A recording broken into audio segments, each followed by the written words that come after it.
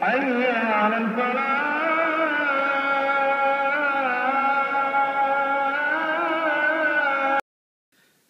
morning and welcome to the 4th edition of Jogg.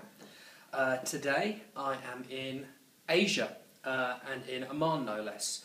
Last time we spoke I'd just completed the Melbourne Marathon and now some 4 days later I have travelled from Melbourne, the 10,000 miles to Amman in Jordan, the Middle East, and we find ourselves at about 10 to 5 AM ahead of an 0600 start.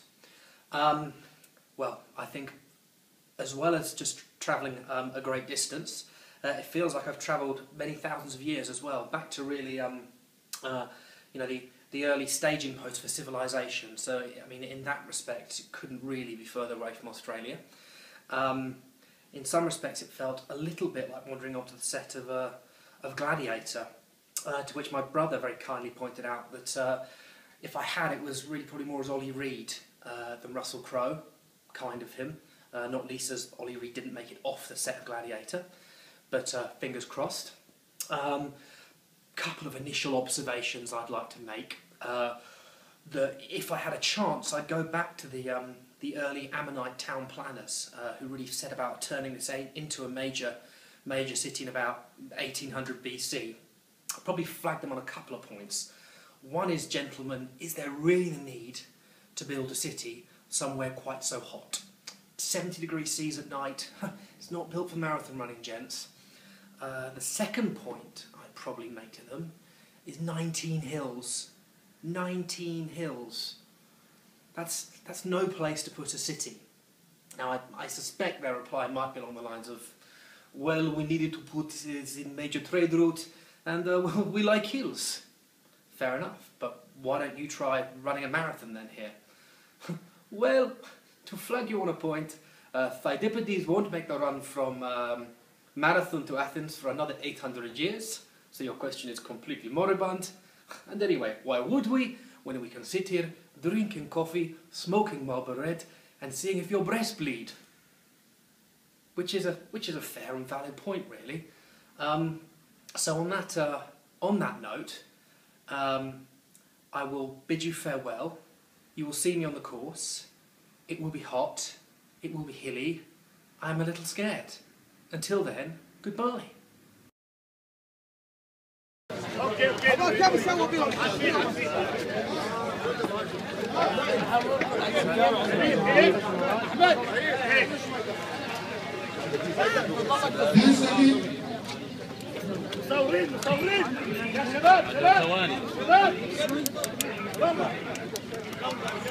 Right, here we are at the start. I'm obviously with the Kenyans.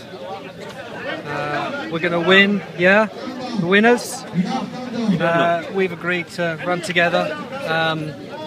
They're going to pace me to the finish. Right. Just a nice steady pace, yeah, lads. Is that alright? Yeah. Wait for me, boys! Wait for me! Hold up! You get the first round in then! I'll see you at the bar! Keep going, lads!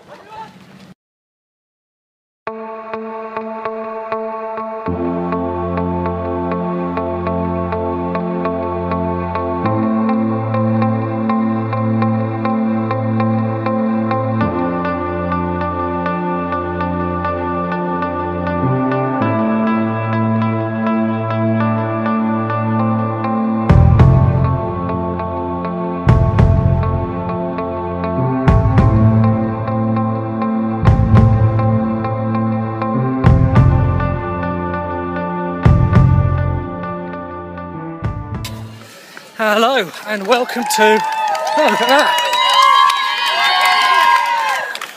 Welcome to in-race Jogg.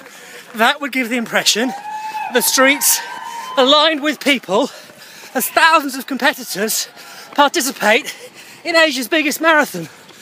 The truth is somewhat distant in that this is a fairly lonely affair. I believe there's a field of 125 and I think there's an excellent chance at the 32-kilometre point, or in real money, 20 miles, on the leading Brit. It's there's a bloody good chance that I'm the last Brit. But I'm feeling okay. Last week we finished in a modern sporting amphitheatre, a contemporary gladiatorial arena, the Melbourne Cricket Ground. That was but 5 days ago.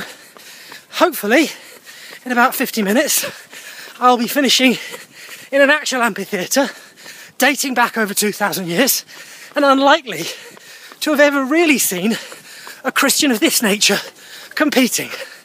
I'll keep going. I'm not entirely sure there is anyone to overtake, or necessarily be overtaken by, but the loneliness of the long distance runner will endure. See you shortly, bye bye.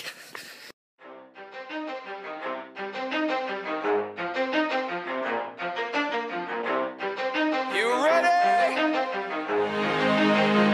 Let's go. Yeah.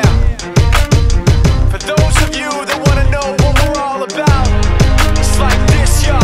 This is 10% luck, 20% skill, 15% concentrated power of will, 5% pleasure, 50% pain, and 100% reason to remember the day. Hello and welcome back to Jogg Cam, and as you can see, it's a case of Jogg done. 3 downs, South America, Oceania, and now Asia. And as you can see, a pretty spectacular backdrop for a marathon finish. As I said last week, a contemporary amphitheatre, this week the real thing. So yeah, the cradle of modern civilization, really. This is what they've got, Australia. Can't really compete with that, can we? Anyway, pretty tough 42k, I've got to say. 4 loops the same course, basically 5k down the valley, 5k up the valley. So yeah, it was just tough. The last 10k hurt a lot. Yeah, it took me to places I haven't been yet. Running on my own, really, a very small field. I overtook an Indian in the last 2 kilometres, so I think I was the first Briton and beat the only Indian. I don't know if that counts for anything, I'm not sure it does. But yeah, got round in 3:43, so a minute quicker than Melbourne and 2 minutes quicker than Buenos Aires. Next time you will see me now will be in Kenya, at the foot of Mount Kenya, for what I'm told will be the toughest part of the trip, probably. So that's quite intimidating. For now, though, it's a case of Jogg done. Thank you for joining me, and I'm going to go and find out what I've got to lose to get a cold beer and a bacon sandwich. Toodle pip. Sorry, and I feel there should be an appendage really to this. Down there behind me you can see the winner's podium. I thought I had a deal with those Kenyans. I thought we were going to split the prize purse. I mean, they were gone. If they're not at the Intercontinental Bar by the time I get there, with an ice cold Amstel waiting for me, there is going to be hell to pay.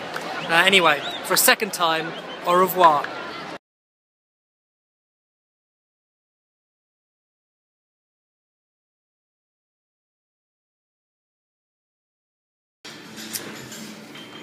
Hi there, I don't suppose you've seen 2 Kenyans. They would have been about 5'8", a little bit slimmer than me.